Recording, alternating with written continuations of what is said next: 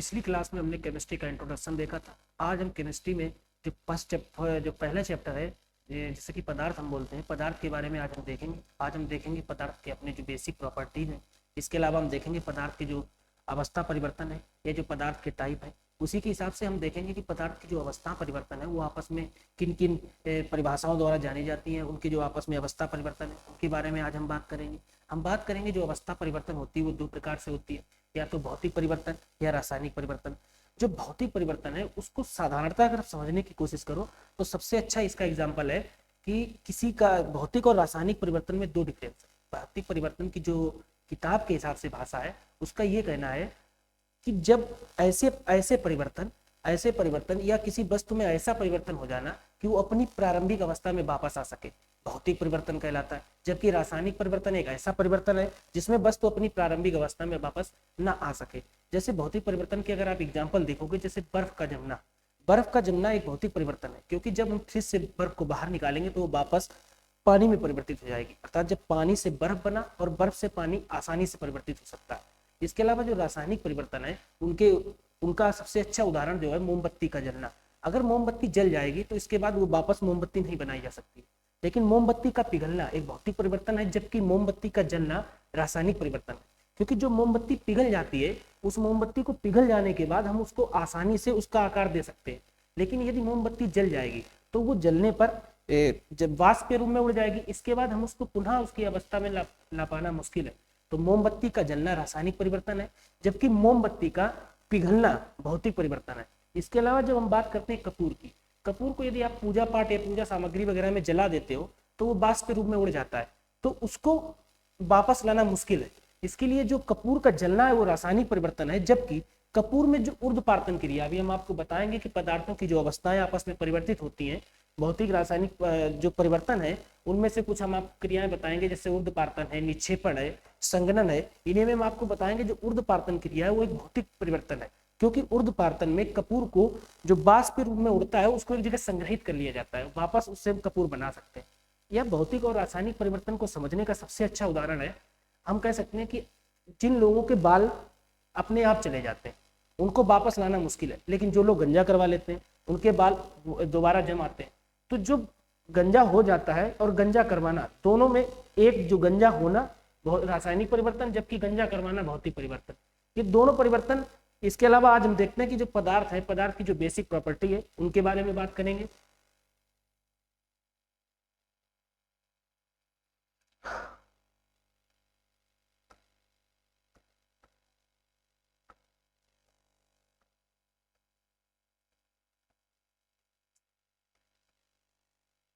Chemistry का जो पहला यूनिट या पहला चैप्टर है वो पदार्थ है। पदार्थ इसको इंग्लिश में इसको द्रव्य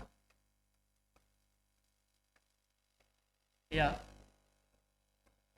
मेटर या सब्सटेंस,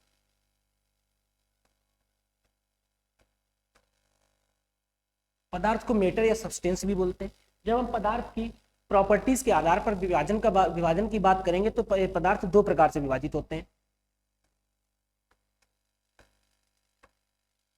शुद्ध पदार्थ और अशुद्ध पदार्थ।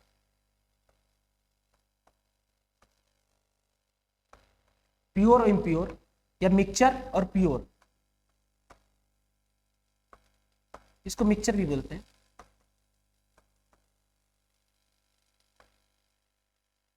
इन पर हम अभी आगे बात करेंगे। जो पदार्थ होते हैं वो अगर इनके घटक कणों के हिसाब से दो भागों में विभाजित किए जाते हैं, शुद्ध पदार्थ या अशुद्ध पदार्थ। इसके अलावा पदार्थों की उनकी अवस्था के आधार पर या हमारे आसपास उपस्थित चीजों के आधार पर हम इनको तीन भागों में विभाजित करते थे। लेकिन आगे चलकर इन तीन भागों से दो नई अवस्थाएं और परिवर्तित हुई। जैसे कि जो तीन मूल अवस्थाएं थी प्रारंभ में पदार्थ की, वो ठोस, द्रव, गैस। अगर हम ठोस की बात करेंगे तो हमारे जो पृथ्वी है वो ठोस का एक उदाहरण, सबसे अच्छा उदाहरण है। जब हम द्रव की बात करते हैं तो वो समुद्र, जब गैस की बात करते हैं तो हमारे आसपास उपस्थित वातावरण। लेकिन इसके बाद क्या हुआ कि कुछ गैसें उच्च ताप पर आयनीकृत हुई। जब वो गैसें उच्च ताप पर आयनीकृत हुई तो एक नई अवस्था बनी जिसमें प्लाज्मा अवस्था कहते हैं, और ये अवस्था हमारे सौर मंडल में पाई जाती है। सौर मंडल जहाँ पर तारे, सूर्य वगैरह पाए जाते हैं। जब बोस आइंस्टीन कंडेंसेट अवस्था की बात करोगे तो ये अवस्था जो कुछ ऐसे कण थे जिन्हें हम जब न्यूनतम ताप पर, प्लाज्मा अवस्था में जो गैसें हैं वो उच्च ताप पर आयनीकृत हुई। जो बोस आइंस्टीन कंडेंसेट अवस्था होगी पूरी विस्तृत बात करेंगे, लेकिन नॉर्मल अभी समझना है कि बोस आइंस्टीन कंडेंसेट क्या होता है। जब कुछ गैसें जो न्यूनतम ताप पर एक अलग तरीके की, क्योंकि गैसों में छोटे छोटे कहीं ना कहीं परमाणु होते हैं, लेकिन जब उनकी टेम्परेचर को हम घटाते जाते हैं तो टेम्परेचर के घटाने की वजह से वो छोटे छोटे परमाणु एक सुपर एटम का कार्य करने लगते हैं। वही जो अवस्था देखी गई 1924-25 के दशक में बोस आइंस्टीन, सत्येंद्र नाथ बोस जो भारत के एक वैज्ञानिक थे, और आइंस्टीन जो मॉडर्न फिजिक्स के जन्मदाता या एटॉमिक फिजिक्स के जन्मदाता माने जाते हैं, इन्होंने इस अवस्था की खोज की जिसे बोस आइंस्टीन कंडेंसेट अवस्था के नाम से जाने जाते हैं। तो पदार्थ की प्रारंभ में 3 मूल अवस्थाएं थी, ठोस, द्रव, गैस। इन्हीं अवस्थाओं से 2 नई और अवस्थाएं मिली। तो अब कुल मिलाकर अगर पदार्थ की अवस्थाओं की बात करोगे तो पदार्थ की कुल 5 अवस्थाएं बन गई। पहली ठोस, उनके घटक कणों के आधार पर जो पदार्थ की अवस्थाएं हैं वो 2, एक शुद्ध, दूसरी अशुद्ध। इसके बाद जब उनमें प्रकृति या उनके स्वरूप के आधार की बात करेंगे तो पदार्थ की अवस्थाएं 3 प्रकार की थी। इसके बाद में परिवर्तन होते होते 2 अवस्थाएं नई बनी। तो अब कुल 5 प्रकार की अवस्थाएं हैं। पहला ठोस, जिसको हम सॉलिड कहते हैं। दूसरा लिक्विड, जिसको हम द्रव बोलते हैं। तीसरा गैस। चौथा प्लाज्मा।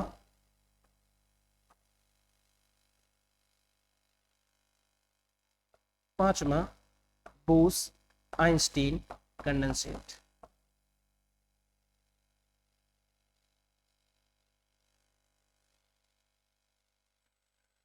जब हम पदार्थों की बात कर रहे हैं तो पदार्थ जो अगर हम प्रकृति के आधार पर करें, उनके स्वरूप के आधार पर करें, तो पदार्थ 5 प्रकार के, ठोस, द्रव, गैस, प्लाज्मा और बोस आइंस्टीन कंडेंसेट, ये जो पदार्थ की एक अवस्थाएं हैं, जो पदार्थ के प्रकार होते हैं। इसके बाद जब हम पदार्थ में उनकी घटक कणों के आधार पर देखते हैं तो पदार्थ 2 प्रकार के, शुद्ध और अशुद्ध। जब शुद्ध पदार्थ की बात करेंगे तो हम इसमें बात करेंगे तत्व की, बात करेंगे यौगिक की। जब अशुद्ध की बात करेंगे तो हम इसमें बात करेंगे मिश्रण और अणु की और मिश्रण।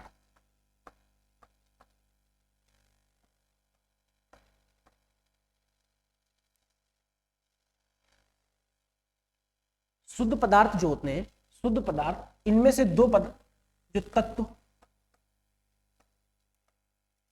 यौगिक।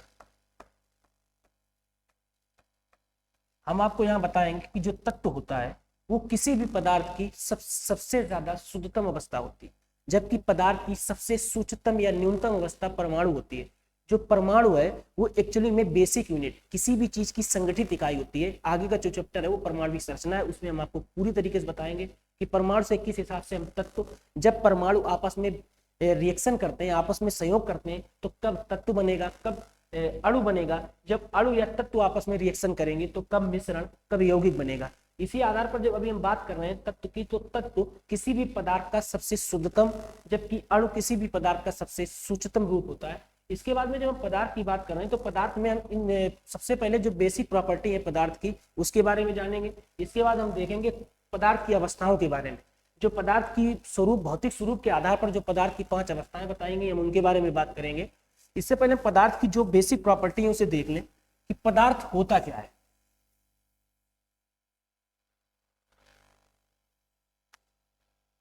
हमारे आसपास उपस्थित सभी वस्तु जिनमें स्थान घेरने की क्षमता या जो स्थान घेरते हैं, जिनमें कुछ भार होता है, वो सभी पदार्थ है। इतना तो सभी जानते हैं।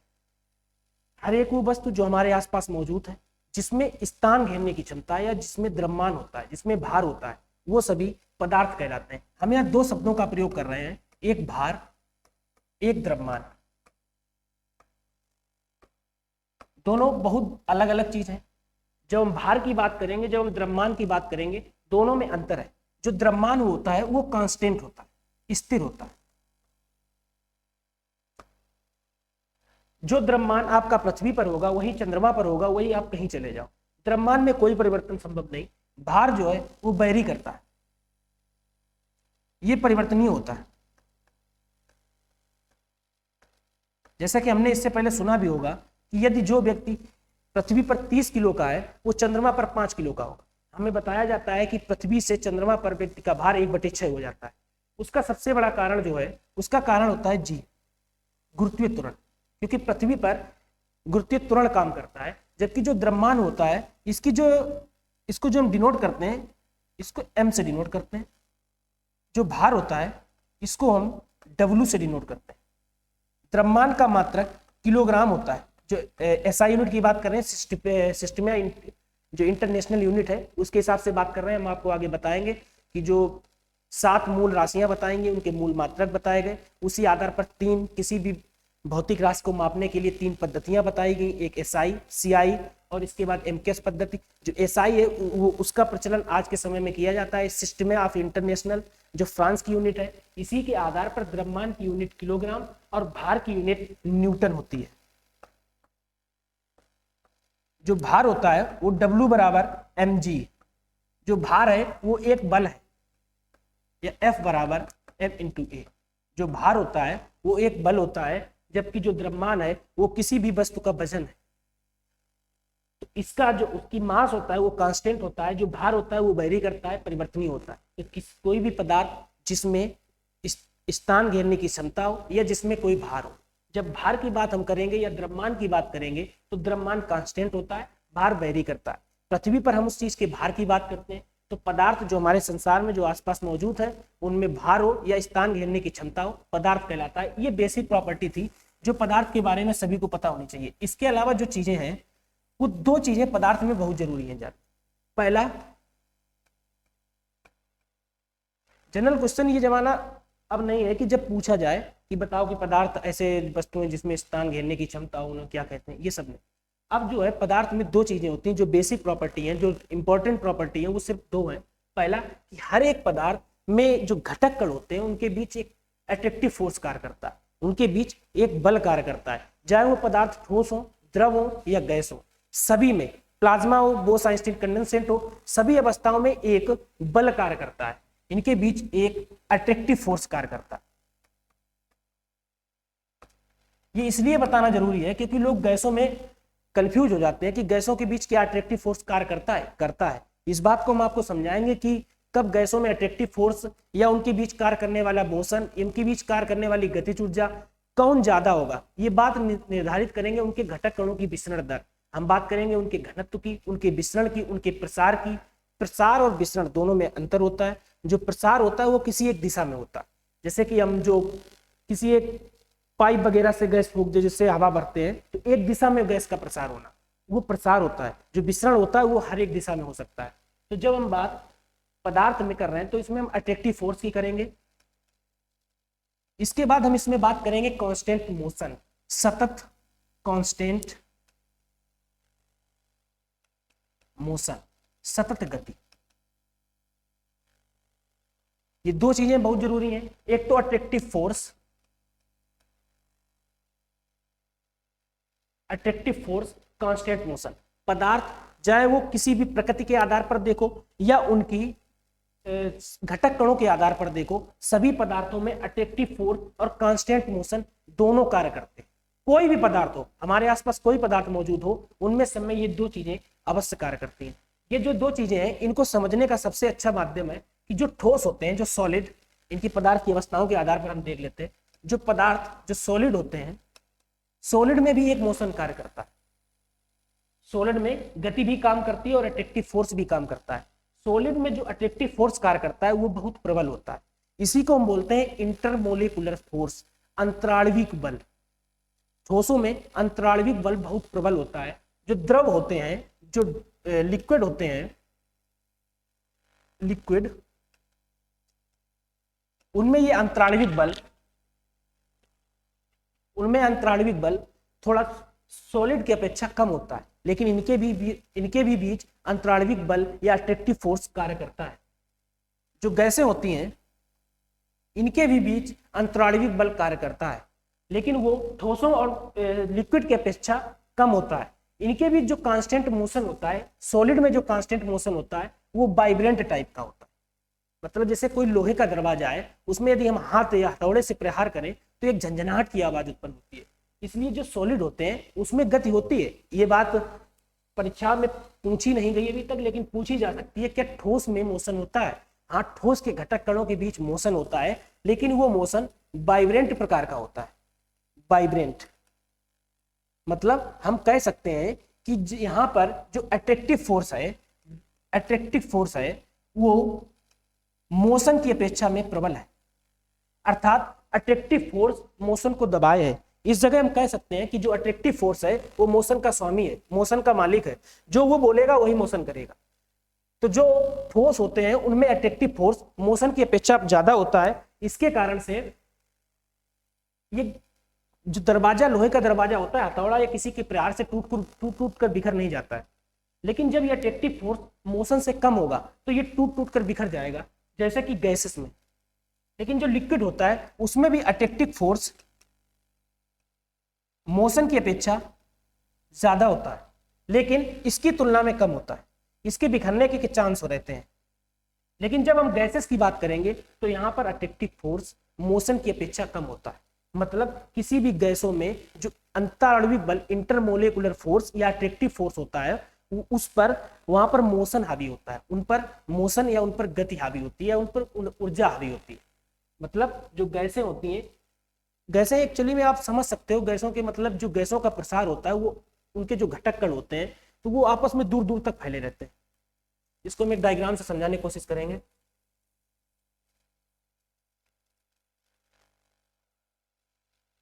पदार्थ की दो बेसिक प्रॉपर्टी बताई, पहला अट्रैक्टिव फोर्स और दूसरा उनके बीच लगने वाला सतत जो वेग होता है, कांस्टेंट मोशन, मतलब उनके घटक कण सदैव सतत गति में रहते हैं।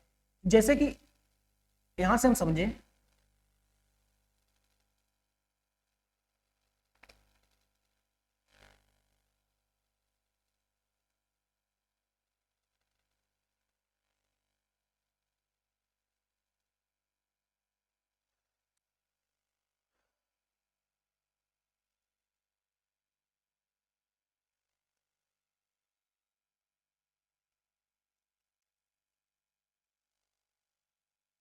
जो सॉलिड होते हैं इनके जो कण या घटक कण जो होते हैं वो आपस में बहुत पास पास होते हैं, मतलब इनके बीच गैपिंग नहीं होती।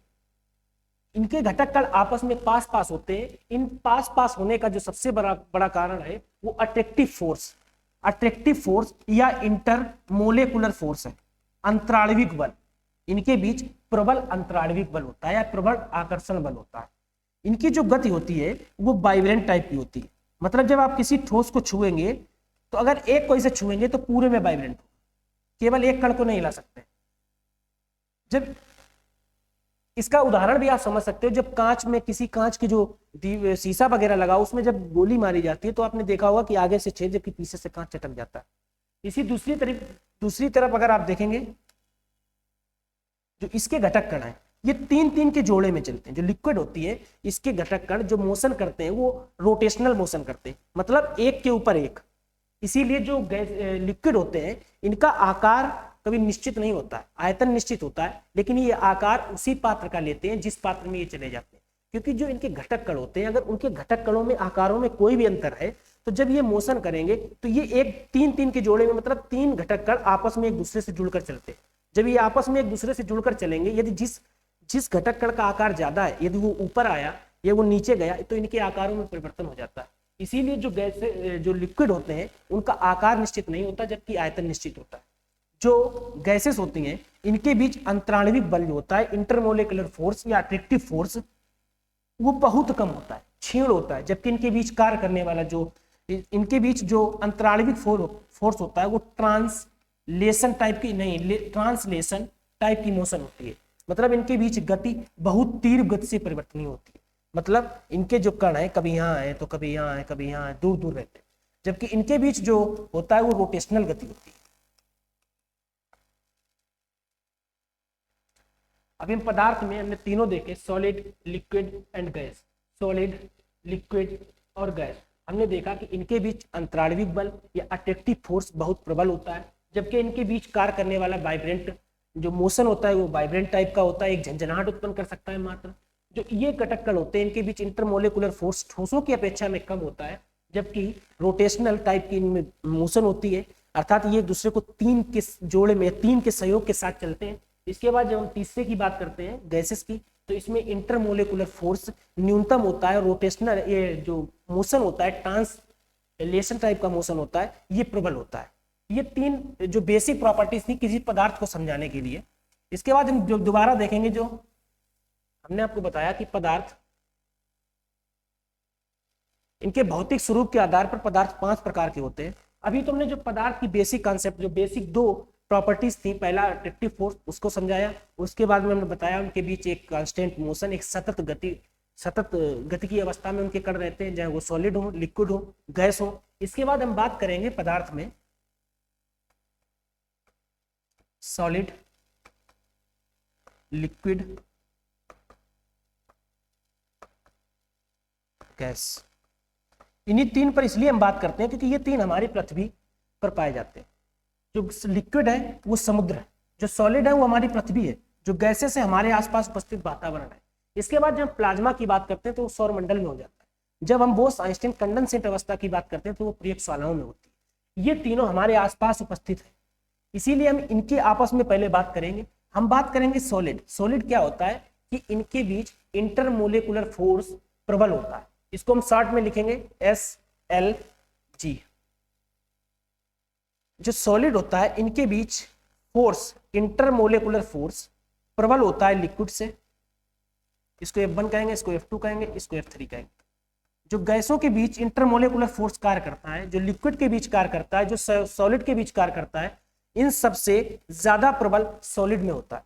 इसके बाद इनकी घनत्व की बात करेंगे, इनकी डेंसिटी की बात करेंगे। घनत्व क्या होता है, जैसे कि हम लोगों ने पढ़ रखा कि इस समय बिहार का घनत्व भारत के सभी राज्यों से सर्वाधिक है। घनत्व का मतलब होता है कि जितने ज्यादा निकट, जितने ज्यादा सटे हुए बैठे हो।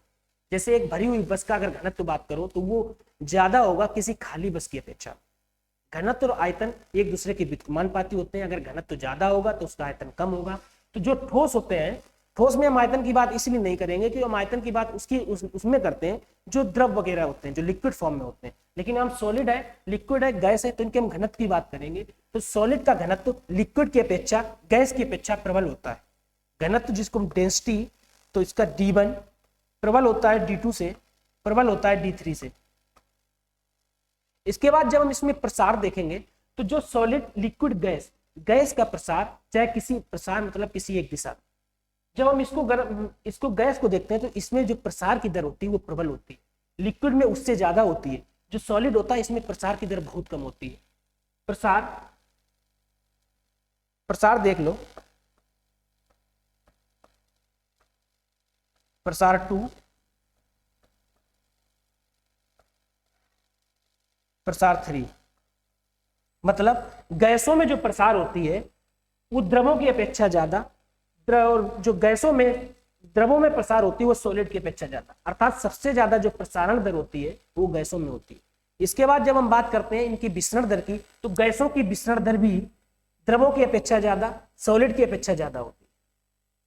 मतलब सॉलिड, लिक्विड, गैस में इंटरमोलिकुलर फोर्स सॉलिड में ज्यादा होता है, लिक्विड में गैस की अपेक्षा ज्यादा होता है। लेकिन विसरण और प्रसारण दर ये दोनों लिक्विड और गैस में ज्यादा होती है। जो विसरण और प्रसारण दर है वो लिक्विड और गैस दोनों में ज्यादा होती है। इसके बाद हम, ये इनकी जो बेसिक प्रॉपर्टी थी जो हमें देखनी थी, सॉलिड क्या होते हैं, हमने आपको बताया कि जो ठोस होते हैं जिनके बीच इंटरमोलिकुलर फोर्स प्रबल होता है, मतलब दोनों से, द्रव हो, लिक्विड हो या गैस हो, उन सबसे ज्यादा होता है। इनके बीच कार्य करने वाला इंटरमोलिकुलर फोर्स भी प्रबल होता है, तथा इनके बीच जो इनकी विसरण दर होती है वो सबसे न्यूनतम होती है। इनमें प्रसार होने की क्षमता सबसे न्यूनतम होती है। लोहे को गर्म करिए, एक टेम्परेचर पर लोहे को गर्म करिए, दूसरे पर द्रव को, तीसरे पर गैस पर। सबसे तेजी से विसरण या प्रसार गैसों का होगा। इसके बाद लिक्विड, सबसे बाद में आपका ठोस जाएगा। तो लोहे का सबसे अच्छा, अगर हम ठोस की बात करें तो ठोस में हम सबसे अच्छा एग्जाम्पल लोहे का ले लेंगे, क्योंकि लोहे को हम गर्म भी कर सकते हैं। ये हमारे आसपास संभव भी है, इसको हमने अपने आसपास देखा भी है।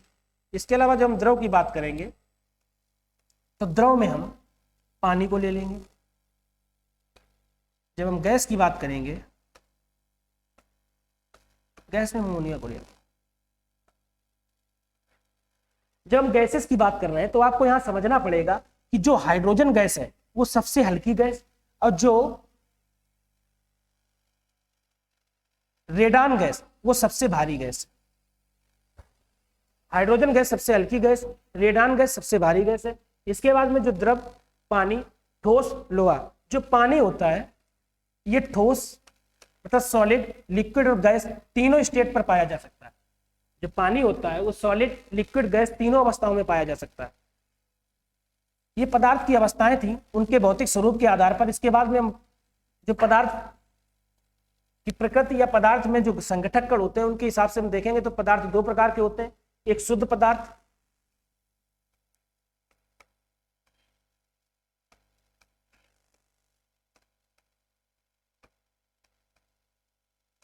दूसरा अशुद्ध पदार्थ।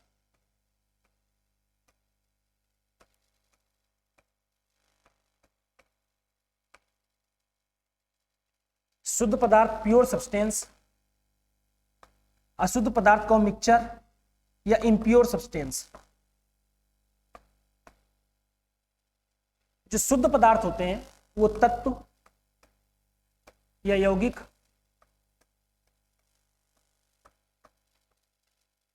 जो अशुद्ध पदार्थ होते हैं वो मिश्रण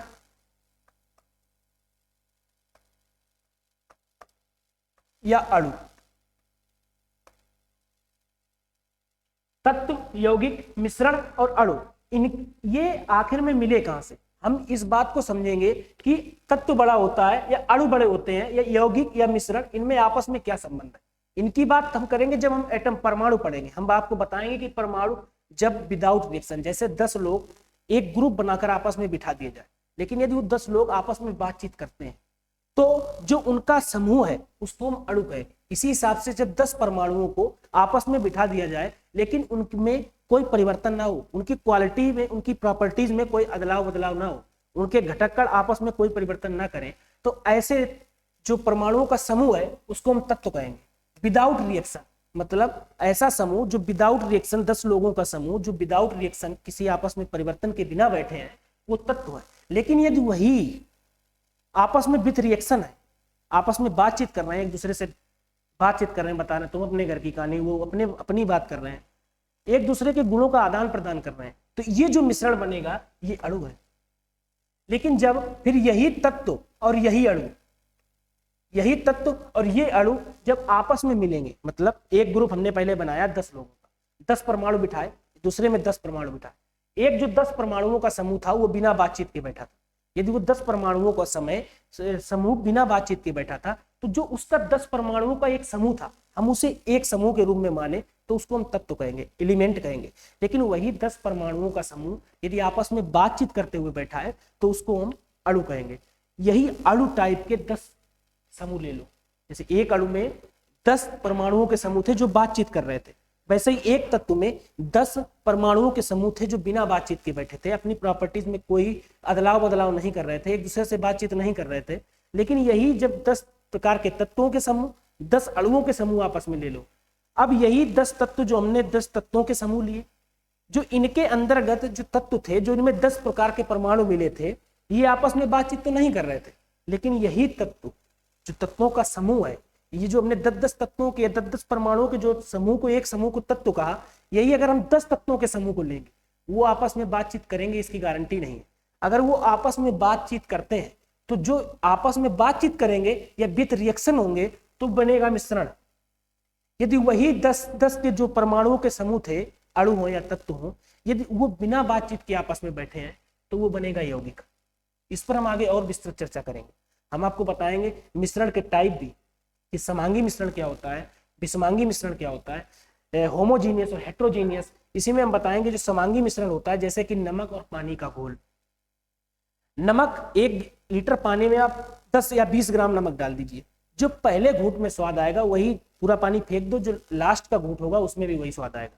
लेकिन यही पानी और बालू का मिश्रण, पानी और बालू को अगर मिला लें तो पानी बालू को जब आप मिलाओगे तो हो सकता है कि जो ऊपर का पानी हो, जो हम स्टार्टिंग में पिए, उसमें कम बालू, कम नून खनावर, जो स्वाद होता है वो कम गड़बड़ करे, मटीलापन कम आए।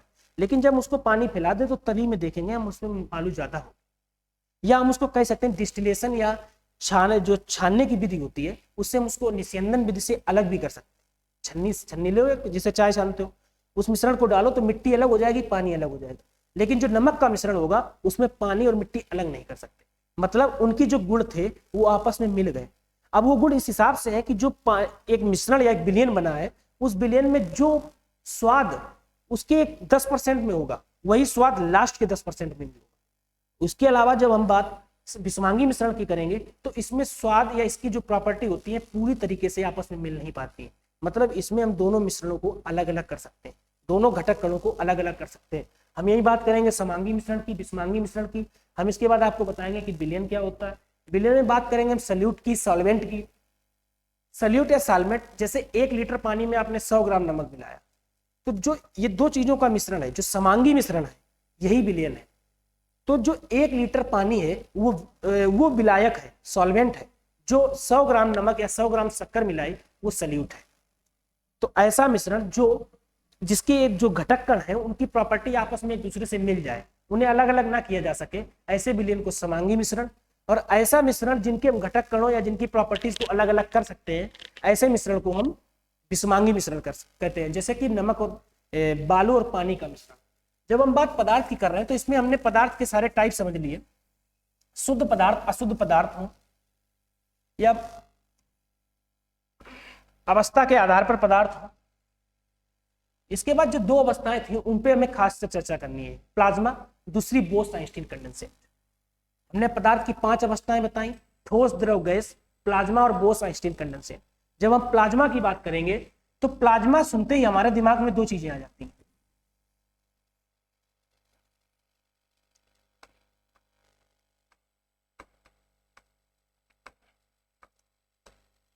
सच्चाई भी है कि आनी भी चाहिए, अगर नहीं आती है तो कहीं ना कहीं कुछ कमी है, आपको जानकारी का अभाव है। जो प्लाज्मा है, एक तो प्लाज्मा हमारे रक्त से संबंधित है, दूसरी प्लाज्मा किसी भी पदार्थ की अवस्था होती है। इसका सबसे अच्छा एग्जाम्पल, जो सूर्य के आसपास जब सूर्य सुबह निकलता है, जो लाल लाल वातावरण होता है, वो अवस्था प्लाज्मा अवस्था कहलाती है। ये ना तो द्रव है ना गैस है। गैसों को जब हम उच्च ताप पर आयनीकृत करते हैं तो प्लाज्मा अवस्था बनती है। अब हम प्लाज्मा जब नाम सुनते हैं तो अभी कोरोना में हमने देखा होगा कि प्लाज्मा थेरेपी भी देखी होगी। प्लाज्मा थेरेपी की जाती है। जिन लोगों को कोरोना वायरस हो जाता था उनको बुलाया जाता था, उनसे कहा जाता था आपका हम प्लाज्मा लेंगे, और उस प्लाज्मा को जिस व्यक्ति में कोरोना वायरस हुआ है या उसमें उस प्लाज्मा को हम प्रवेश करवा देंगे। इसके बाद जो उसमें एंटीबॉडी बन जाएगी। एक्चुअली में होता क्या था प्लाज्मा, देखो किसी भी व्यक्ति का जो प्लाज्मा एक पदार्थ की अवस्था है उसकी बात करेंगे, इससे पहले हम प्लाज्मा देख लेते हैं थोड़ा। प्लाज्मा जो ब्लड होता है, ब्लड में 60% प्लाज्मा होती है। मतलब जो ब्लड होता है, ब्लड में कुछ पानी होता है, इसके अलावा चूरन के रूप में WBC, RBC, जो WBC होती है ये एंटीबॉडी होती है, RBC और प्लेटलेट्स होती है। जो 60% वाटर होता है, हम क्या करते हैं, किसी भी व्यक्ति का ब्लड लेते हैं, उसको जो प्रयोगशाला में मशीन वगैरह होती है उनकी मदद से उससे हम जो इनका रक्त का पानी होता है उसको अलग कर लेते हैं और वापस फिर WBC को, RBC को, प्लेटलेट्स को उनके शरीर में भेज देते हैं। जो लोग कोरोना वगैरह से ठीक होकर आते थे, हम उन्हीं के उनसे कहते थे आप आओ, आपका हम ब्लड लेंगे। ब्लड लिया, हम आपका ब्लड नहीं लेंगे, आपका ब्लड वापस कर देंगे, ब्लड का पानी लेंगे। तो वो 60% जो प्लाज्मा थी उसको वो शरीर से निकाल लेते थे। अब जिस व्यक्ति को इसका दोबारा कोरोना वायरस का इफेक्ट हुआ है तो उसके शरीर में हम उन्हीं पर जो इसका प्लाज्मा लिया था, क्योंकि जो इस व्यक्ति का प्लाज्मा है इसने अपने शरीर में एंटीबॉडी बना ली थी कोरोना वायरस के लिए। तो इसी वायरस को जब हम किसी के शरीर में प्रवेश करवाते हैं तो तुरंत जैसे प्रवेश करता है ये तुरंत जाकर कोरोना वायरस को पहचान लेता है कि इस तरीके से आया। जैसा कि हम पहले देखते थे, जो टीबी वगैरह होती है, जिन लोगों को टीबी हो जाती है, जो बैक्टीरिया होते हैं उनमें टीका लगाने की प्रोसेस क्या होती है, जो बैक्टीरिया होते हैं उन्हीं में हम दवा वगैरह लगाकर उनको कमजोर करके किसी भी शरीर में प्रवेश करा देते हैं। जब वो हमारे शरीर में प्रवेश करते हैं तो हमारे शरीर में एक एंटीबॉडी होती है जो WBC, एंटीबॉडी उसको आराम से देखती है। जब वो उसके अंदर प्रवेश करते हैं सॉरी ये लगता है कुछ नई चीज आई, लेकिन यही अगर जो वायरस, जो बैक्टीरिया हमारे शरीर में गए हैं, यदि ये प्रबल अवस्था में होंगे तो जब तक एंटीबॉडी इनको समझेगी तब तक वो एंटीबॉडी को ही खत्म कर देंगे, जिससे कि व्यक्ति प्रभावित हो जाता है। लेकिन यदि ये कमजोर अवस्था में है तो इनसे पहले एंटीबॉडी सक्रिय हो जाती है और एंटीबॉडी इन्हें अपने साथ मिला लेती है। इसके बाद दोबारा जब कभी टीबी का कोई भी बैक्टीरिया आएगा तो ये तुरंत कहेंगे अरे वो ये वही वाला है जिसको हमने इससे पहले दबाया था। तो एंटीबॉडी, यही एंटीबॉडी का प्रोसेस कोरोना वायरस के टीके में भी हो रहा है। जब जो वाटर या प्लाज्मा जिन व्यक्तियों से ली गई, प्लाज्मा थेरेपी में क्या होता है, जो व्यक्ति का 60% खून का पानी जिसको हम प्लाज्मा कहते हैं इसको उसके शरीर से लेकर उस शरीर में जिसमें वायरस का इन्फेक्शन है उसमें हम प्रवाहित करते हैं, जिससे कि वो जो एंटीबॉडी जो प्लाज्मा लिया हमने जिससे उसके शरीर में उसके कोरोना वायरस के खिलाफ एंटीबॉडी होती है, जिसकी मदद से वो उसके शरीर में प्रेस करके उस शरीर के एंटीबॉडी के साथ मिलकर कोरोना वायरस को नष्ट कर देती है। या कोई भी वायरस या कोई भी बैक्टीरिया हो, उसका यही प्रोसेस होता है कि उसके बैक्टीरिया जो उनकी क्षमता है उस क्षमता को घटाकर दवाइयों के प्रयोग से किसी के शरीर में प्रवेश करा दो, जो उसकी एंटीबॉडी होगी उसके प्रति पहले से अटेंशन उसमें आ जाएगी, जिससे कि वो दोबारा कभी अगर वो उस टाइप का वायरस उस शरीर पर अटैक करेगा तो एंटीबॉडी उसमें बचाने में मदद करेगी। ये प्लाज्मा थेरेपी थी या प्लाज्मा थी जो हमारे शरीर में पाई जाती है। ब्लड में प्लाज्मा 60%, WBC, RBC, प्लेटलेट्स, ये एक अलग अवस्था थी। इसके बाद जो पदार्थ थे वो हम बात पदार्थों की अवस्था की कर रहे हैं।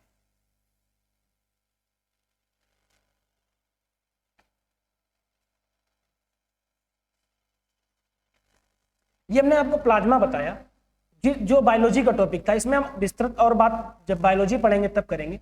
अभी हम प्लाज्मा जो पदार्थ की अवस्था है उसके बारे में बात करते हैं। इसकी खोज सन 1879 में विलियम क्रुक्स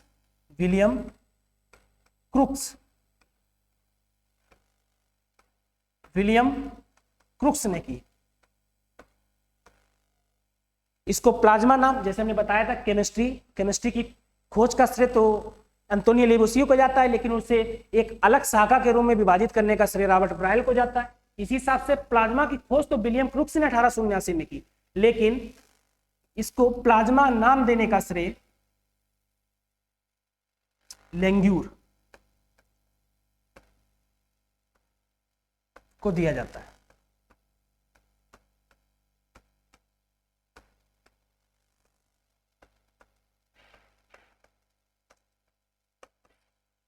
लेंग्यूर और विलियम क्रुक्स, दो नाम याद रखने वाले। प्लाज्मा की खोज विलियम क्रुक्स ने, प्लाज्मा का नामकरण लेंग्यूर ने किया। जो प्लाज्मा अवस्था होती है ये एक्चुअली में है क्या? जो गैसें होती हैं वो अत्यधिक उच्च ताप पर, ये हाई टेम्परेचर कितना हो सकता है? 150 बिलियन डिग्री सेंटीग्रेड, लगभग 15 करोड़ डिग्री सेंटीग्रेड के आसपास टेम्परेचर पर जब गैसें इस टेम्परेचर पर रखी जाती हैं या इस टेम्परेचर के संपर्क में आती है तो आयनाइज्ड हो जाती है। अब आयनीकरण क्या है इसकी बात हम आगे करेंगे, लेकिन अभी मोटा मोटी देख लो। जो आयनीकरण अवस्था होती है इसमें इलेक्ट्रॉन को लतियाया जाता है और धनायन को अपनाया जाता है। जो आयनीकरण प्रक्रिया होती है उसमें इलेक्ट्रॉन को लतियाया जाता है और धनायन को अपनाया जाता है। बस इतना समझ लो, जो गैसें होती हैं वो 150 बिलियन टेम्परेचर या अति उच्च ताप पर आयनीकृत हो जाती है। तो जिस अवस्था में वो पाई जाती हैं वो अवस्था प्लाज्मा अवस्था कहलाती है। इसका सबसे अच्छा उदाहरण है सूरज के आसपास जितनी भी उपस्थित गैसें होती हैं वो सुबह के समय जैसे 150 बिलियन के आसपास टेम्परेचर मिला तो वो सभी गैसें आयनीकृत हो जाती हैं। सौर मंडल में सभी गैसें आयनीकृत होकर एक अवस्था बनाती हैं जिसमें प्लाज्मा अवस्था कहते हैं। इसको समझने के लिए सुबह जो उगता हुआ सूरज है उसके आसपास के लालपन जो होता है उसे देखो, या किसी ज्वालामुखी के आसपास का दृश्य हो।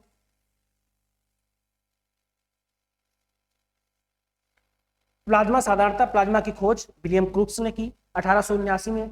प्लाज्मा नाम देने का श्रेय लेंगुर को जाता है।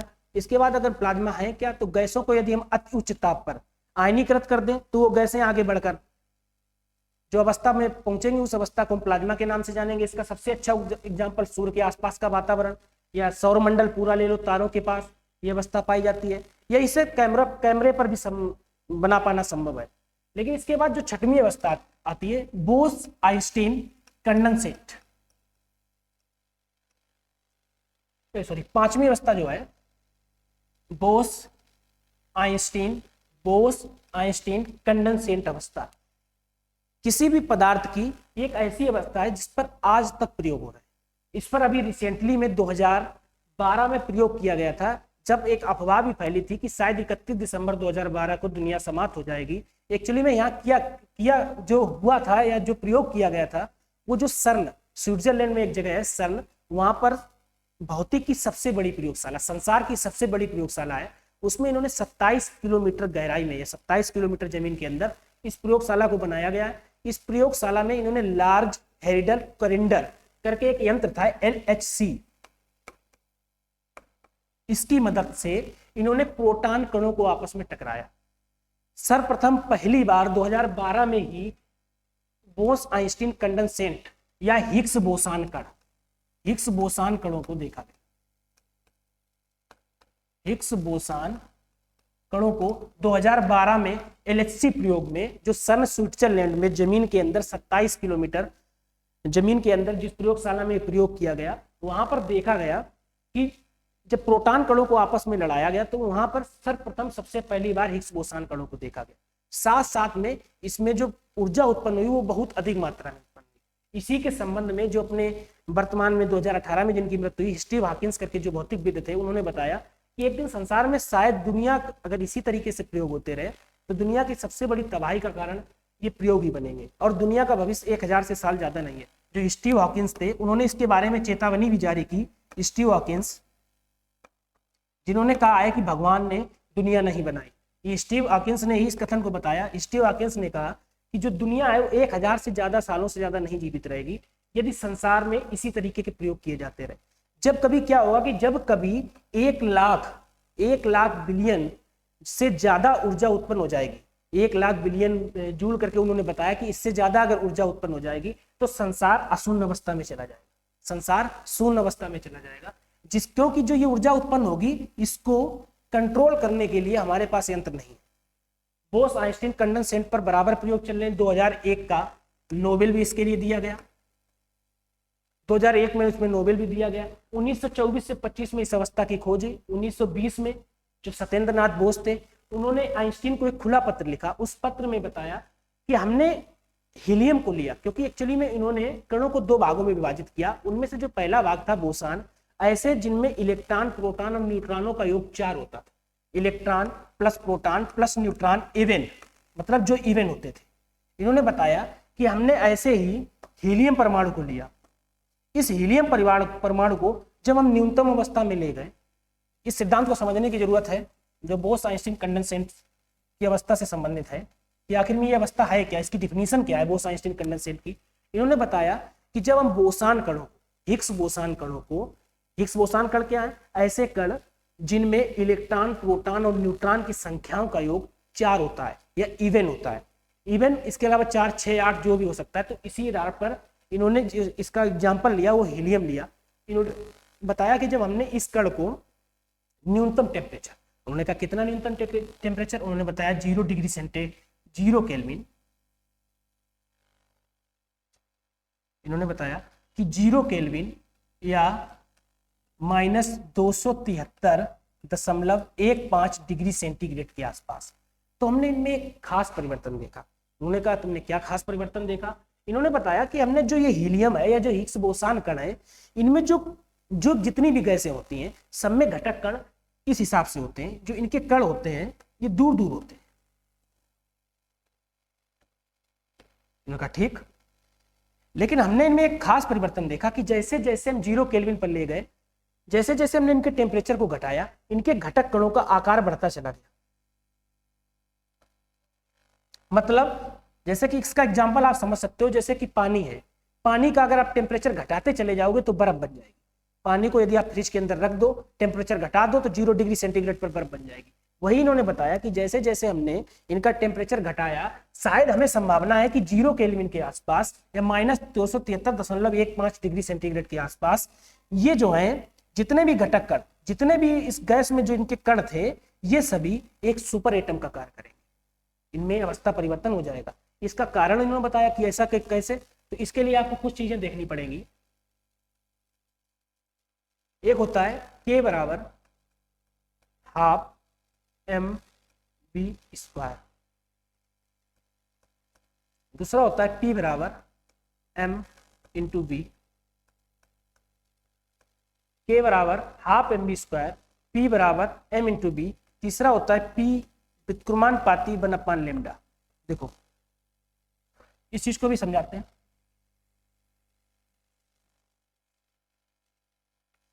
बोस आइंस्टीन कंडेंसेट की बात अगर हम कर रहे हैं, जो P होता है इसको बोलते हैं मोमेंटम या संवेग, मोमेंटम वेलोसिटी या संवेग। जो लेमडा होता है ये किसी भी तरंग दैर्घ्य की लंबाई होती है।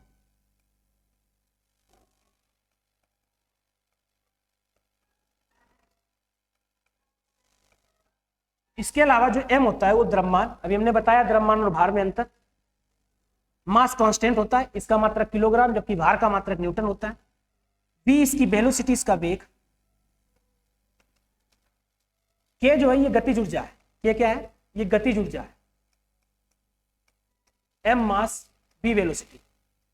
जब इन्होंने बताया कि बोस आइंस्टीन कंडेंसेट अवस्था में कि जब हम हिग्स बोसान कणों को टेम्परेचर इनका घटाते चले गए, जैसे कि हमने बताया जब पानी का टेम्परेचर घटाओगे तो वो बर्फ में परिवर्तित हो जाएगा, इसी हिसाब से जब इन्होंने बताया कि हम इनका टेम्परेचर घटाते चले गए तो टेम्परेचर घटाने से हमने इनमें खास परिवर्तन देखा कि जो इनके बीच वेग था,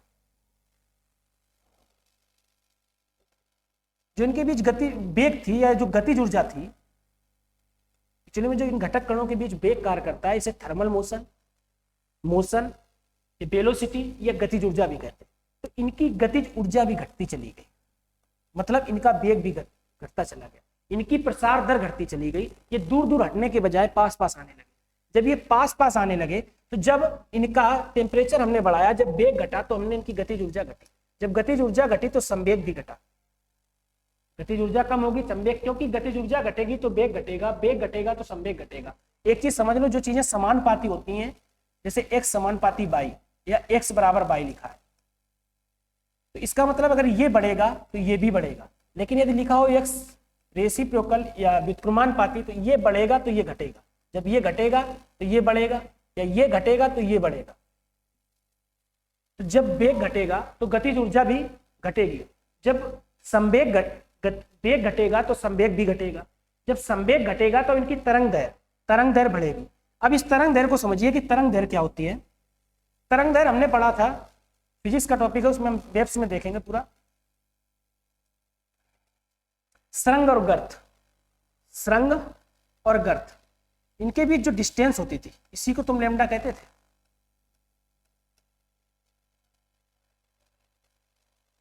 इन्होंने बताया कि जो ये परमाणु था इसके सुरंग और गर्तों या गर्त और गर्त के बीच की जो दूरी है वो बढ़ गई, क्योंकि हमने बताया जब वेग घटेगा तो गतिज ऊर्जा घटेगी, जब गतिज ऊर्जा घटेगी या वेग घटेगा तो संवेग भी घटेगा, लेकिन जब संवेग घटेगा तो इनके बीच तरंग दैर्घ्य बढ़ेगी। मतलब ये जो कण अभी छोटे छोटे थे अब ये बढ़ गए, क्योंकि पहले इस हिसाब से थे, अभी जब आपस में जुड़ गए तो इनकी तरंग दैर्घ्य लैम्डा बढ़ गई।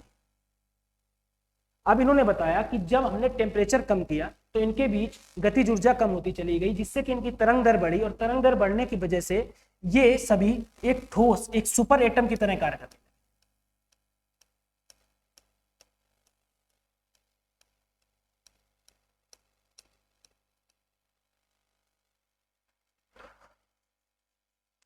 मतलब बोस आइंस्टीन कंडेंसेट का निष्कर्ष निकला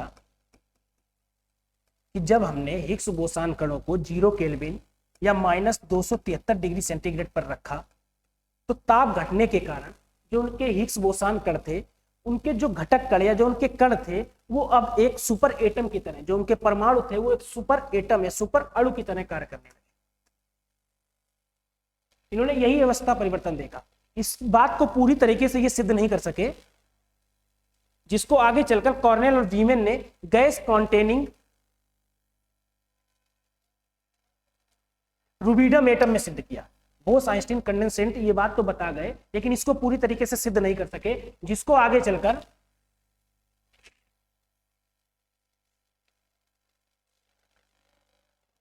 कॉर्नेल वीमेन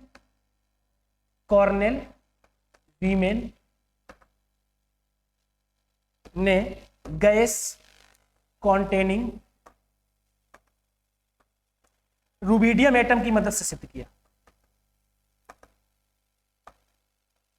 ये बात है 1994 की।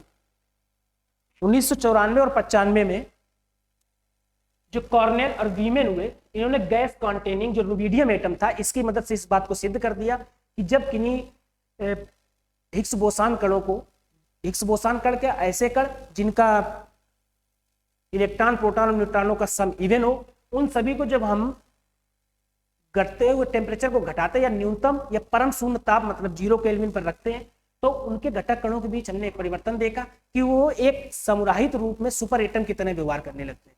इस बात को सत्येंद्रनाथ बोस और आइंस्टीन पूरी तरीके से ना समझा सके, जिसे कॉर्नेल और वीमेन ने आगे चलकर गैस कॉन्टेनिंग रुबिडियम एटम में समझाया 1994-95 में, जिसके बाद 2002 में इसी के लिए नोबेल पुरस्कार दिया गया, भौतिकी का नोबेल पुरस्कार। ये थी पदार्थ और इसकी अवस्थाओं की बात। अगली क्लास में हम देखेंगे पदार्थ जो अवस्थाएं हमने बताई, ठोस हो, द्रव हो, गैस हो, प्लाज्मा हो या बोस आइंस्टीन कंडेंसेंट हो, इनके आपस में परिवर्तन को। साथ साथ में हम देखेंगे जो शुद्ध और अशुद्ध पदार्थ के जो टाइप हैं उनमें हम देखेंगे तत्व, यौगिक, अणु, परमाणु किस हिसाब से आपस में संबंध रखते हैं। इसके बाद हम अगली क्लास में देखेंगे मिश्रण, विलयन। आज की क्लास के लिए इतना ही। अब आगे की क्लास में जो बात हम करेंगे सबसे पहले इनकी अवस्था परिवर्तन का, इसके बाद में जो क्लास में बात होगी वो उनमें यौगिक, मिश्रण, अणु और तत्व के बारे में।